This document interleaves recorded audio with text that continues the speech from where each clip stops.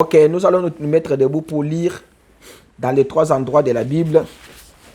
Nous lisons dans les livres de Exode, chapitre 17, verset 12.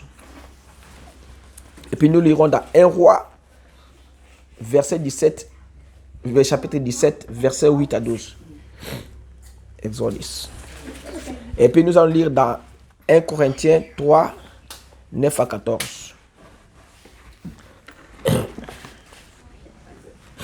Je lis au nom de l'Éternel Exode 17, verset 12. Exodus 17, 12. Chapter 17, verse 12. Non, je commence d'abord par verset 8. Exode 8 à 12. Exodus 8, chapter 17, verse 8 to 12. Alors, Exodus 17, 8 to 12. Je lis au nom de l'Éternel. Amalek vint combattre Israël à Rephidim. Alors Moïse dit à Josué, choisis-nous des hommes. Sors et combat Amalek. Demain, je me tiendrai sur le sommet de la colline, la verge de Dieu dans ma main. Josué fit ce que lui avait dit Moïse pour combattre Amalek. Et Moïse et Aaron et Hur montèrent au sommet de la colline. Lorsque Moïse levait sa main, Israël était le plus fort. Et lorsqu'il baissait sa main, Amalek était le plus fort. Les mains de Moïse étaient fatiguées. Ils prirent une pierre qu'ils placèrent sous lui. Et il s'assit dessus. Aaron et Hur soutenaient les mains les uns les autres. Soutenaient ses mains, l'un d'un côté, l'autre de l'autre. Et ses mains restèrent fermes jusqu'au coucher du soleil. Josué vainquit Amalek et son peuple au tranchant de l'épée. 14, 15, 16.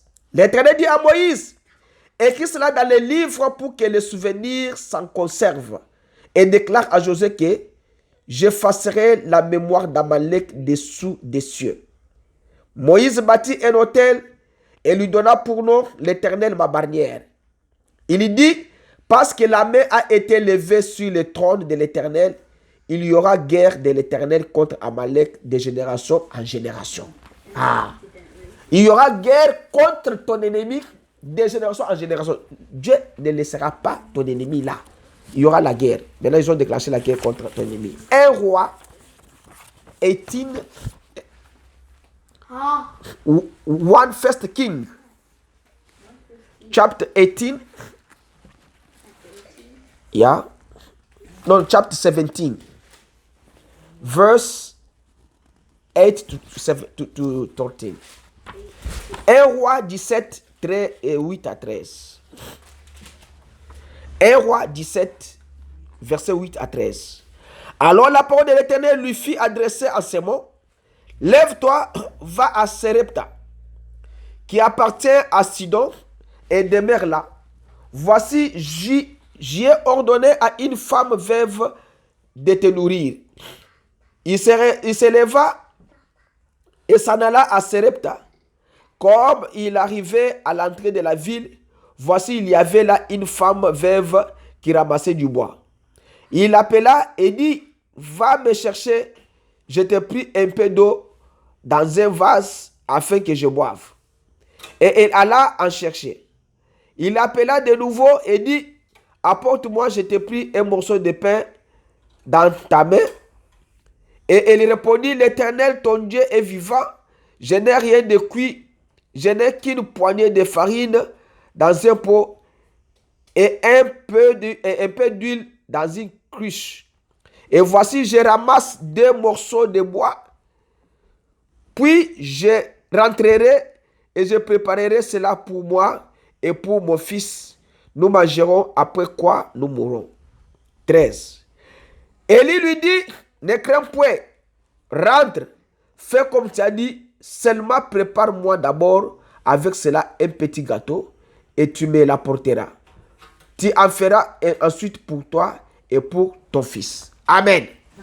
Ok, nous allons aller maintenant dans 1 Corinthiens 3, 9 à 14.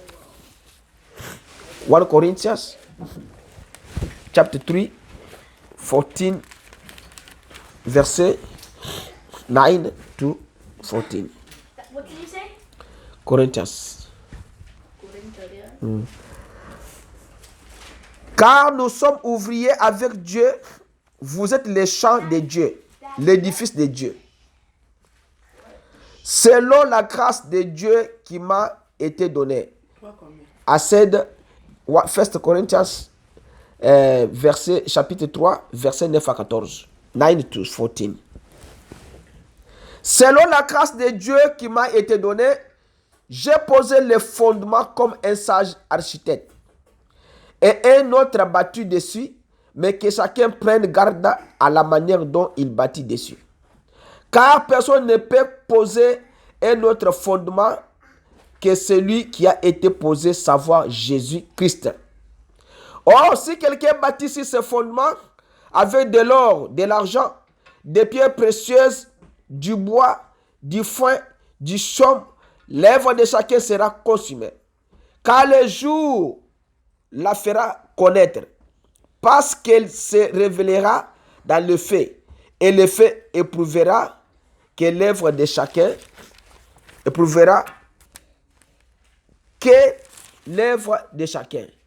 Si l'œuvre bâtie par quelqu'un, si le fondement subsiste, il recevra une récompense. Amen. Prions le Seigneur. Éternel Dieu Tout-Puissant, nous te disons merci. Ce matin, comme tu nous as aimés, tu as voulu que nous puissions être à cet endroit. Maintenant, Seigneur, parle-nous, car nous sommes tes enfants. Quand nous sommes à cet endroit, nous savons que les anges sont autour de nous. Quand nous sommes à cet endroit, nous savons que la protection est autour de nous. Fais de nous, Seigneur, comme tu veux, toi, les maîtres potiers. Nous sommes des argiles. Seigneur, déplace-moi dans le chemin, déplace mon frère dans son chemin. Sois avec chacun de nous, Père, dans toutes choses. Seigneur, combat pour nous un combat, Seigneur, de la foi. Nous voulons, Seigneur, que toi, tu puisses être de notre côté. Quand Moïse levait les mains, Seigneur, Israël était fort. Mais quand il baissait les mains, Israël était le plus faible. Mais à un certain moment, Seigneur, toi, tu étais le soutien de Moïse et tu étais, Seigneur, l'appui de Moïse et des enfants d'Israël. Quand tu avais vaincu les Amalek, tu avais dit que cela sera écrit dans les livres de la loi, afin que les générations suivantes puissent s'en souvenir. Et il y aura guerre contre Amalek de génération en génération. Seigneur, c'est pour montrer, Seigneur, que toi, tu es le vainqueur de toutes choses. On ne t'a jamais vaincu.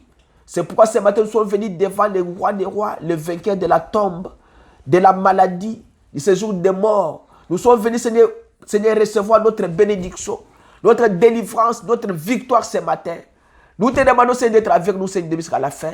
Déplace-moi dans le chemin, place-toi à ma place. Déplace mon frère dans son chemin, place-toi à sa place, Seigneur, afin que nous puissions être un, dans un seul esprit, Seigneur.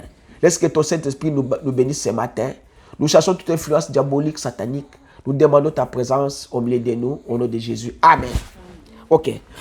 Je dois apporter un message ce matin. Si je ne termine pas, je dois terminer ça le dimanche qui vient. Ça s'appelle un soutien. Alors, ici, je vais prêcher sur un soutien. Si je ne termine pas, je dois terminer ça le dimanche qui vient. Parce que c'est beaucoup. Alors, nous regardons là où Moïse a recommandé à Josué de rassembler les hommes forts pour aller combattre les Amalek. Parce qu'il y avait guerre entre Moïse, entre les enfants d'Israël et les Amalek. Alors, Josué rassembla le peuple, les hommes forts, l'armée d'Israël, pour aller combattre les Amalek. Ensuite, Moïse monta à la montagne avec Aaron et Hur pour soutenir Moïse. Alors, quand Aaron et Hur étaient montés à la montagne, à la colline, Parce qu'il savait que Moïse, lui seul, ce qu'il va faire, il ne doit pas réussir si nous ne le soutenons pas. C'est pourquoi ma prédication est intitulée ce matin, un soutien. Un soutien éternel. Alors, Moïse levait les mains et le peuple était fort. Quand Moïse baissait les mains, le peuple était faible. Un guide, celui qui conduit le peuple de Dieu, doit être un homme déterminé.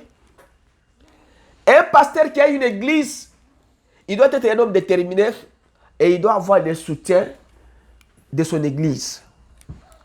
Parce que si une église, les membres de l'église ne soutiennent pas le pasteur, l'église n'avancera pas. Alors si les gens qui viennent à l'église, ils critiquent les pasteurs, ils critiquent leur lead, ils critiquent tout ce qui se fait à l'église, l'église n'avancera pas. Par contre, Aaron était le grand frère de Moïse. Mais Aaron était derrière son petit frère qui était prophète choisi par Dieu. Parce que lui, il n'était pas au-dessus de Moïse. C'est comme ça dans des foyers, nous voyons que quand Dieu élève votre frère, quand Dieu élève votre petit frère, bien votre grand frère, vous devez le soutenir pour que la famille aille de l'avant. Si vous ne le soutenez pas, c'est que ce que vous faites, c'est le combattre.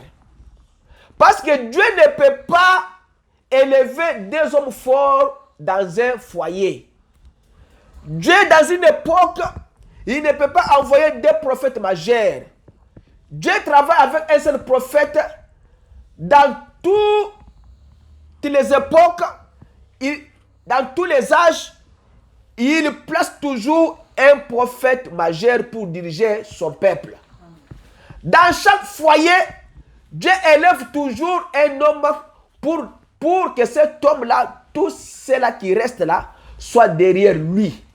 Alors vous, les gens qui ont des personnes que Dieu a élevées dans la famille, vous avez même vos frères, vous avez même vos soeurs qui sont mariés par des ministres, les gens qui sont bien, vous devez les soutenir parce que votre vie en dépend.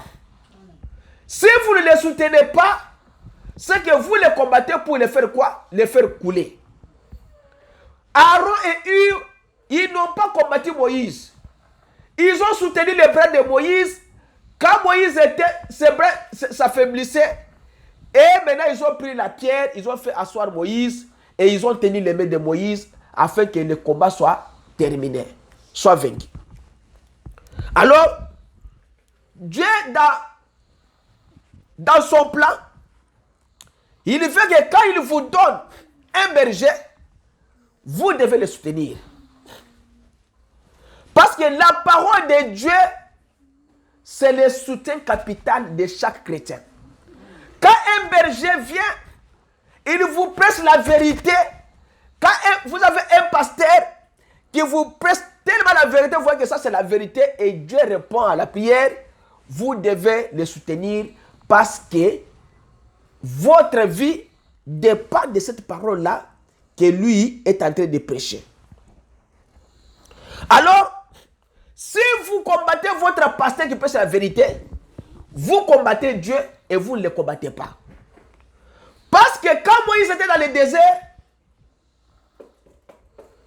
il y avait les ramassis qui étaient sortis avec Moïse et les enfants d'Israël en Égypte, qui sont venus dans le désert, ils ont commencé à combattre Moïse. Dieu a fait quoi? Dieu a ouvert la terre et ces gens sont entrés et la terre s'est refermée.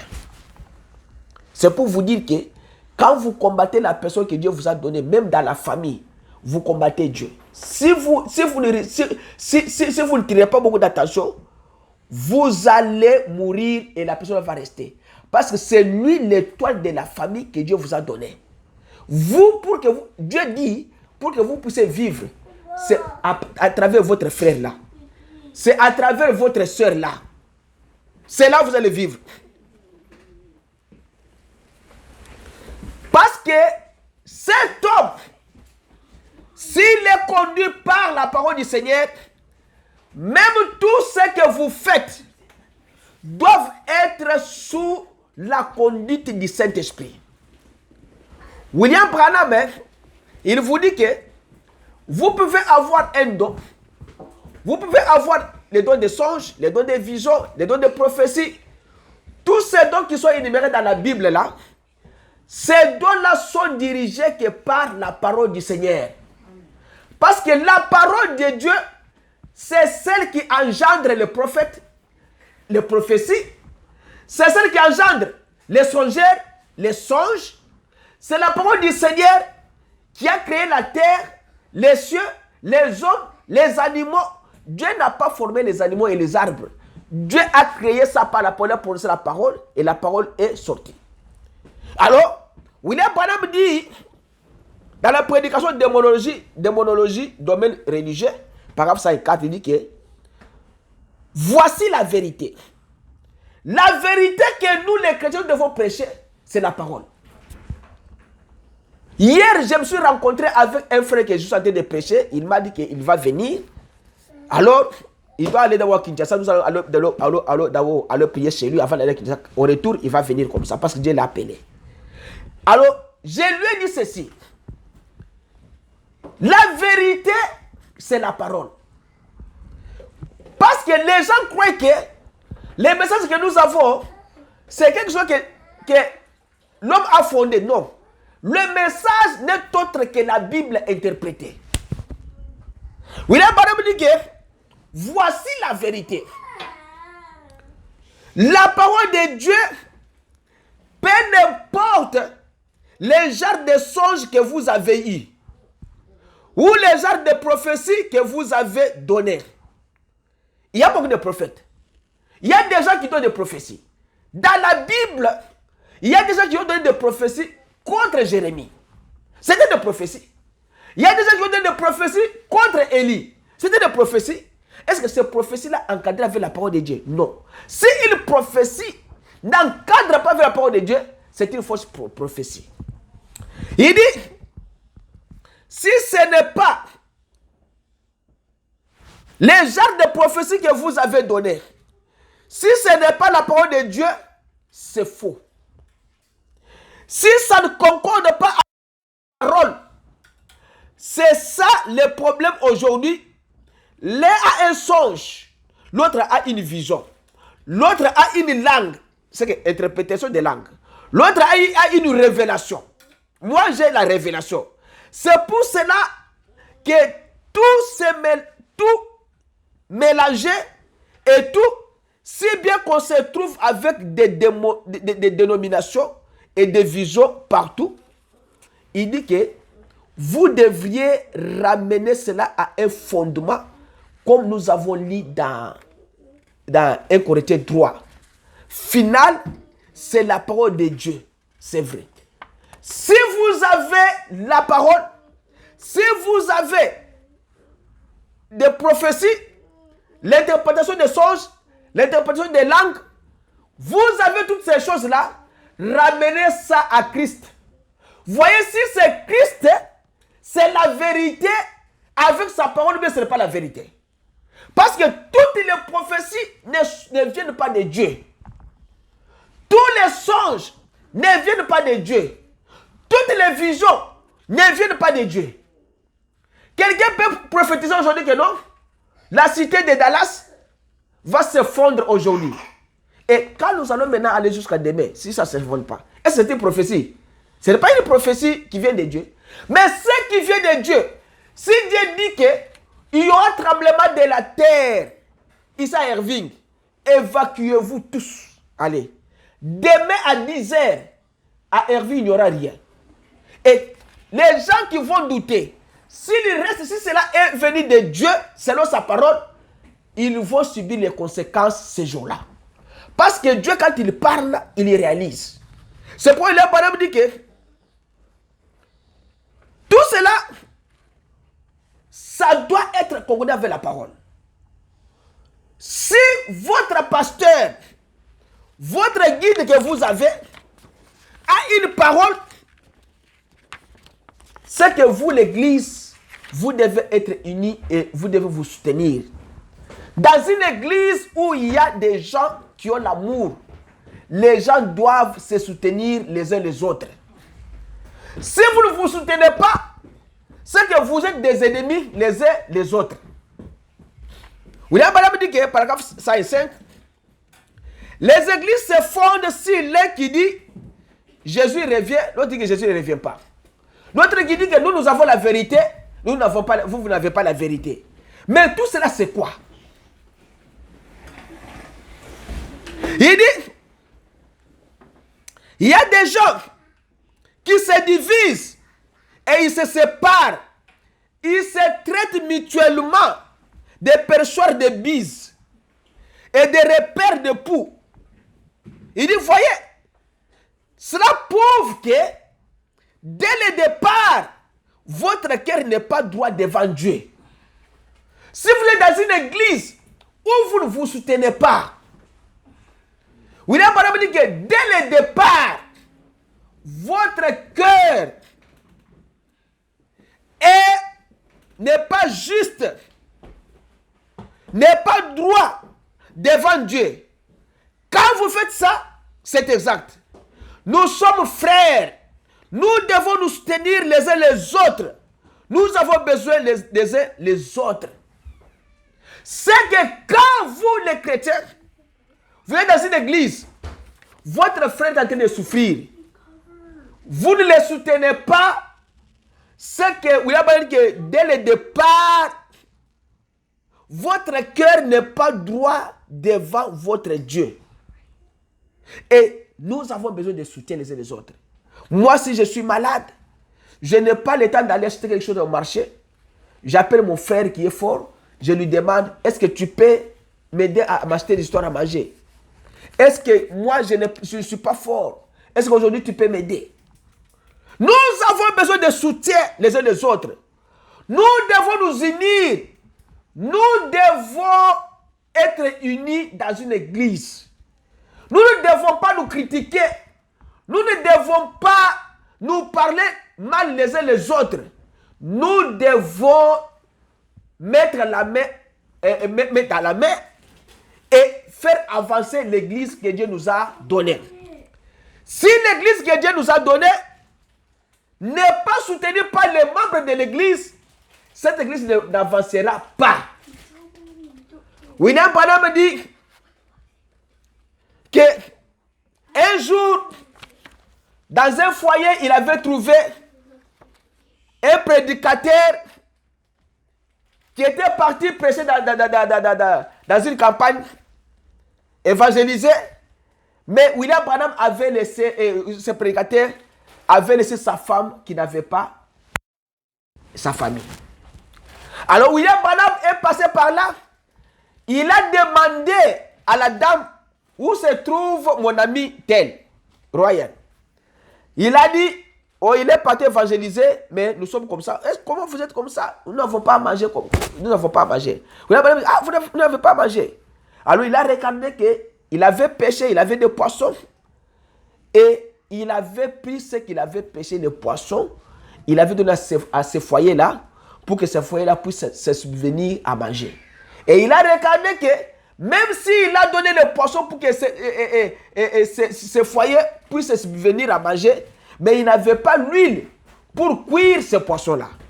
Alors William Branham avait tout fait pour que cette famille-là puisse avoir à manger.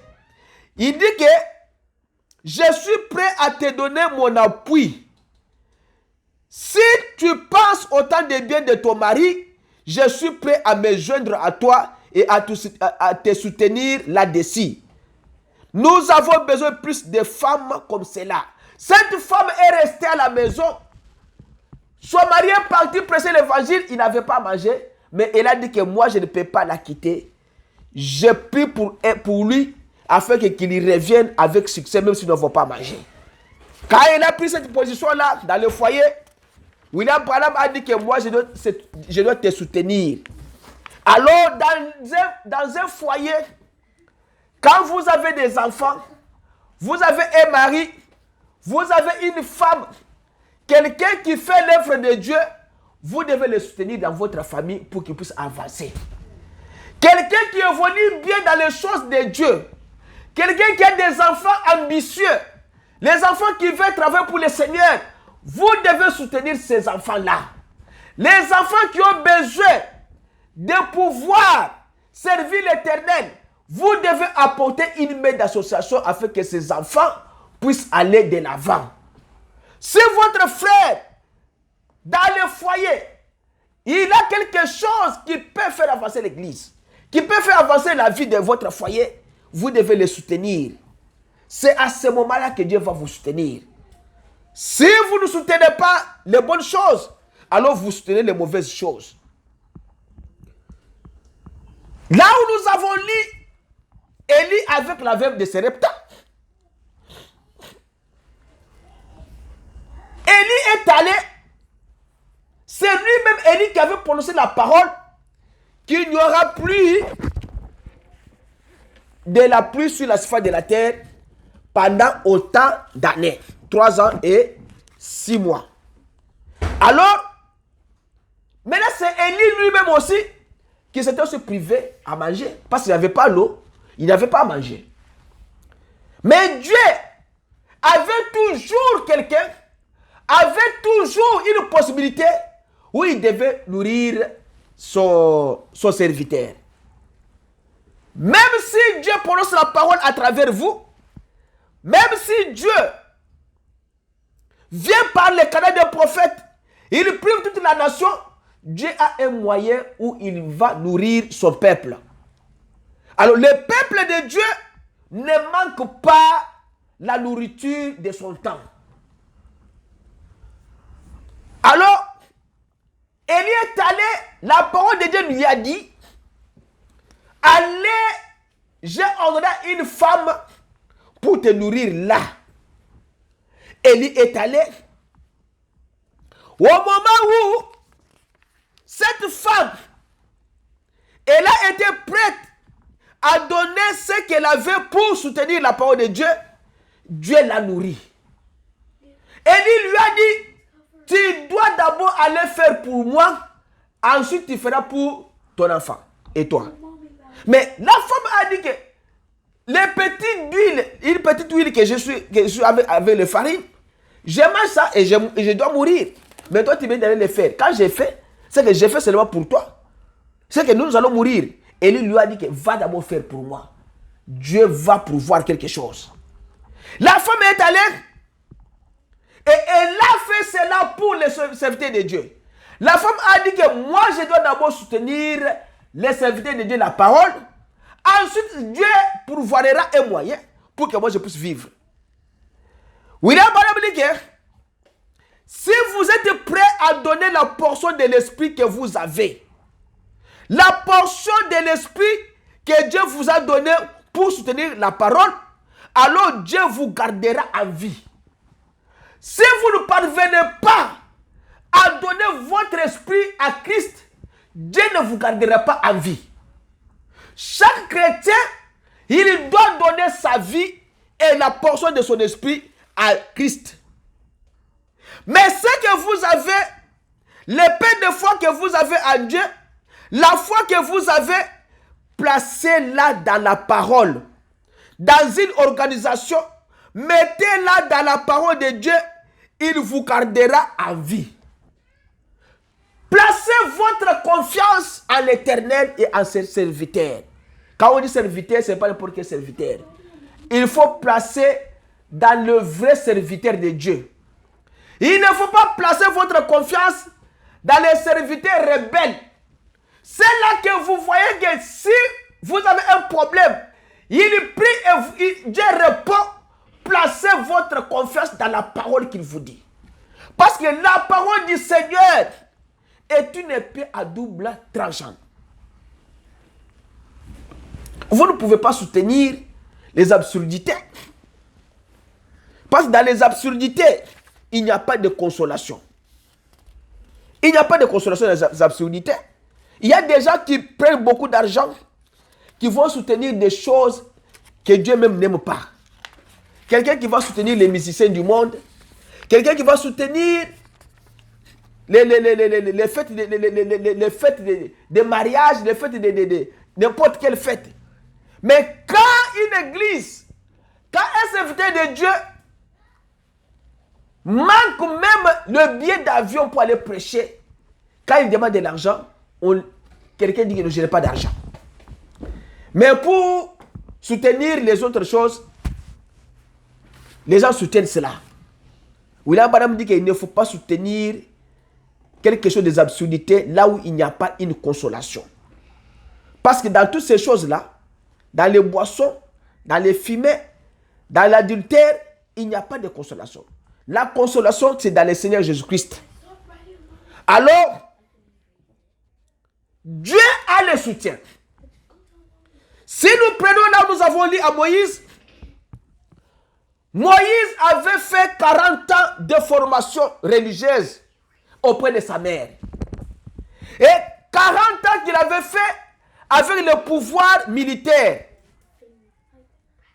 Il savait comment vaincre des nations, comment conquérir. Mais Dieu a mis 40 ans encore pour faire sortir tout ce qu'il avait dans le désert là, afin de lui donner sa propre formation. Parce qu'il s'est trouvé face en face avec Dieu dans le buisson ardent. Alors Dieu lui a dit, je suis le Dieu de ton père, de tes pères, Abraham, Isaac et Jacob. Maintenant, je t'envoie pour aller faire sortir mon peuple. Et toutes les instructions que Moïse avait en Égypte là, Moïse n'était pas capable de convaincre lui-même les enfants d'Israël de les faire sortir.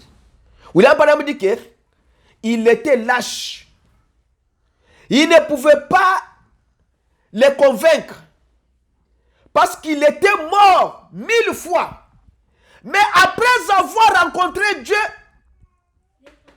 il aurait avoir 1000 vies à donner pour Christ. Il était prêt à aller de l'avant. Rien ne pouvait l'arrêter dès qu'il n'a pas eu d'armée.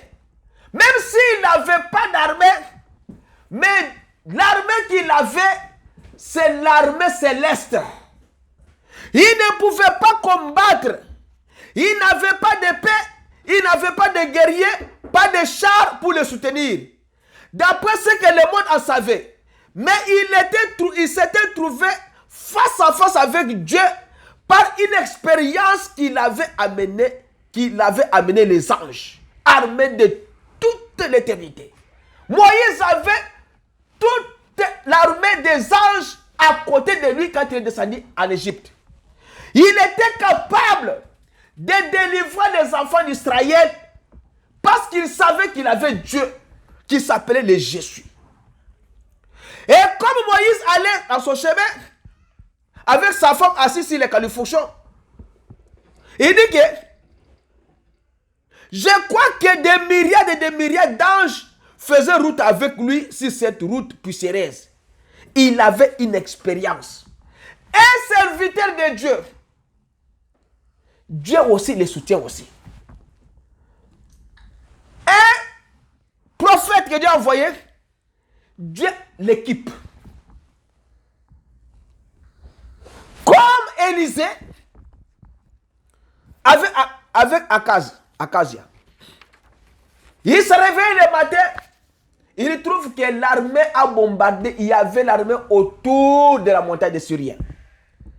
Et son serviteur lui dit, maître, ici nous allons mourir. C'était à Dothan. Alors, Élisée a commencé, et son serviteur a commencé à se lamenter. Mais, William Branham dit que cela n'a pas ébranlé ce vieux prophète du tout. Ça aurait pu être une maladie pour un chrétien qui le tourmente. Ça aurait être un problème qui vous dépasse. Quand vous voyez seulement qu'il y a une maladie, une petite maladie auprès de vous, vous commencez à vous tracasser.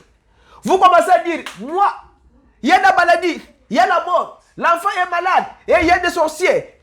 Ce n'est pas cela. J'ai suivi un serviteur de Dieu avant-hier à la télé. Il a dit quelque chose d'important. Il a dit que si vous savez que ces gens-ci vous combattent, il ne faut pas les fuir.